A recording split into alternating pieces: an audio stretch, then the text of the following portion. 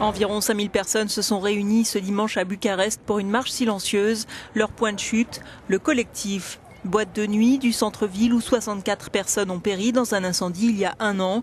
L'événement, qui pour beaucoup cristallisait aussi les failles de l'État, avait déclenché une vague de protestations et a entraîné la chute du gouvernement social-démocrate de Victor Ponta. De nombreux représentants d'institutions publiques n'ont pas fait leur travail, ce pourquoi on les payait. Qu'il s'agisse de l'administration locale ou de l'inspection des constructions, tous doivent comparaître devant une cour de justice, rappelle ce journaliste. Le président roumain Klaus Werner Iohannis, à la tête du pays depuis décembre 2014, a déposé une gerbe de fleurs au mémorial dédié aux victimes de l'accident.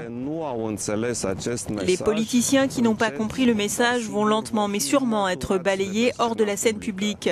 La Roumanie d'aujourd'hui n'est plus la Roumanie d'il y a un an, a-t-il déclaré. Le 30 octobre 2015, un spectacle pyrotechnique a embrasé le club Le Collectif. 26 personnes sont mortes sur place. Sur les 200 autres blessés dans l'incendie, 38 sont décédés dans les mois qui ont suivi. 6 personnes ont été inculpées depuis pour homicide involontaire.